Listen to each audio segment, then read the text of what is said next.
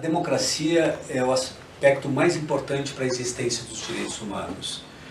Portanto, assim, depois da Declaração Universal dos Direitos Humanos, o mundo melhorou e melhora muito em relação aos direitos humanos. Tá? Porque foi um pacto que foi assinado entre os países, o Brasil inclusive, tá? E então tem momentos de refluxos, né? Mas no processo todo é sempre avanços importantes, né? Em defesa e na promoção dos direitos humanos. E no Brasil não foi diferente. O Instituto ele foi fundado há 9 anos atrás pelos familiares de Vladimir Herzog e de um grupo de amigos de Vladimir Herzog, com o objetivo inicial de defender o legado do Vladimir Herzog, jornalista assassinado pela ditadura militar, e para organizar basicamente todo o seu acervo e o que existia em torno do jornalista Vladimir Herzog. Então o Instituto nasce um pouco para organizar isso também, né, e dar mote a essa necessidade. O Instituto então nasce basicamente com 3 grandes eixos estratégicos, né, que organizaria a sua missão, né, do Instituto. O primeiro deles era trabalhar com o eixo de educação e direitos humanos, uma perspectiva de que ajudar o Brasil a trabalhar através da educação, né, um processo de valores, né, importantes, e que o Brasil não repetisse mais os erros do passado em relação à democracia, em relação à violência e assim por diante. O segundo grande eixo que o Instituto estabeleceu para si como uma grande área de atuação é o eixo de memória, verdade e justiça. Também na perspectiva de que colaborar para que o Brasil conhecesse sua história, o seu passado, e assim, conhecendo o seu passado, a sua história, né, e trabalhasse a memória, o Brasil também não voltasse a repetir os erros do passado que promoveram tanta violência, destruíram a Constituição, a democracia brasileira e assim por diante, como o golpe militar de 64. E o terceiro grande eixo, né, era a ver com toda a história do Vladimir Herzog, porque ele foi morto, né, por ter exercido o seu direito de liberdade de expressão, por ter trabalhado sempre na defesa, né, do jornalismo livre e democrático, e então nós não podíamos deixar de trabalhar pelo direito à liberdade de expressão e proteção aos jornalistas ameaçados. O papel da imprensa é muito importante, muito significativo em todos os sentidos, em todos os aspectos. A imprensa ela tem uma capacidade enorme, né, de informar, de levar informação e através da informação como base para a democracia, base para o direito, para a liberdade, para a criação e especialmente base para a cidadania. Não existe ninguém em nenhuma parte do mundo que consegue exercer o seu direito à cidadania se ele não tiver uma boa informação. Então a imprensa ela tem esse papel importante. A imprensa no Brasil não faz o que deveria fazer. A imprensa no Brasil, monopolizada por alguns grupos familiares, ela tem deturpado a informação, ela tem manipulado a informação.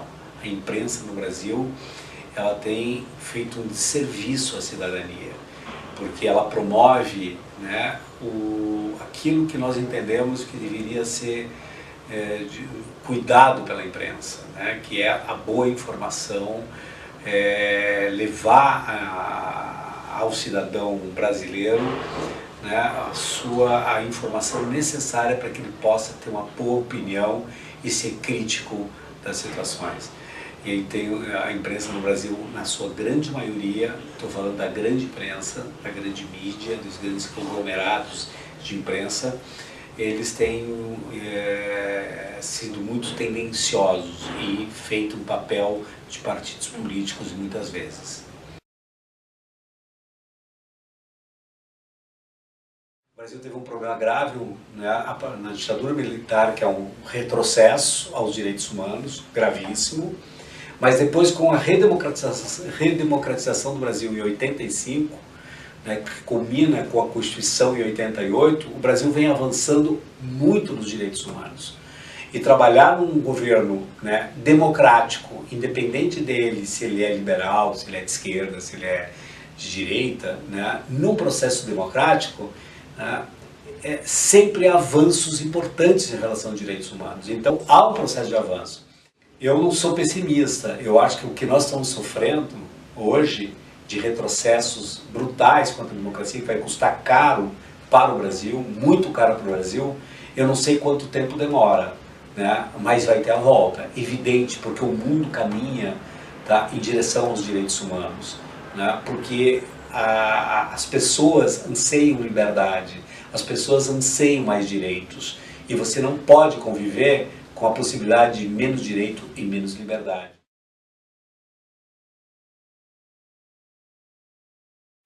De fato, no mundo está tendo um movimento de conservadorismo, né, de um retorno ao conservadorismo, e nós precisamos entender melhor por que isso está acontecendo, né? E eu acho que acontece porque a democracia ela não conseguiu dar respostas importantes para alguns problemas bem graves, né, da sociedade de modo geral. Porque no Brasil nós estamos vivendo não só um conservadorismo, nós estamos vivendo um momento neofascista muito forte, muito problemático, e onde um presidente foi eleito pregando a violência, pregando o extermínio, pregando a discriminação, pregando o preconceito, pregando a eliminação dos opositores, a eliminação do ativismo. Isso recai tragicamente contra a própria democracia jovem brasileira, né? Então isso é muito grave. Agora, por que é assim? Por que acontece isso no Brasil? No meu entendimento, acontece isso no Brasil porque, diferente de outros países, o Brasil não fez, né, a sua lição de casa, que é produzir a memória, a verdade e a justiça. Aqui, nos momentos de violência da história do Brasil, em vez do Brasil fazer justiça, que é o quê? Contar para o Brasil o que aconteceu e levar as últimas consequências, inclusive a prisão, a responsabilização das pessoas, o Brasil homenageia e promove o esquecimento. Aqui existe a política do esquecimento, não a da memória. Isso aconteceu nos processos de ditadura, né? A ditadura civil e militar, produzido no Brasil, produziram violência, mortes, torturas, eliminação da oposição, o fim da liberdade de expressão, produziu tudo que tem de violência, né, contra a democracia, produziram o fim do Estado de Direito. Acontece que nós produzimos o esquecimento, homenageando os torturadores. Acaba elegendo um presidente que produziu em toda a sua vida, né, nada. Por que ele é eleito? Porque se num país democrático ele seria preso, porque ele teria feito apologia e ele cometido crime de lesa humanidade. Então, nós, como não fizemos nossa lição de casa, nós produzimos essas falta de memória, essa política do esquecimento, e produzimos os presidentes que nós temos hoje, os parlamentares que nós temos hoje, os governadores, os prefeitos que nós temos hoje. Na Argentina foi feito o processo de não esquecimento, processo de memória e, sobretudo, o processo de justiça. Aqui não, aqui nós sinalizamos que tudo pode.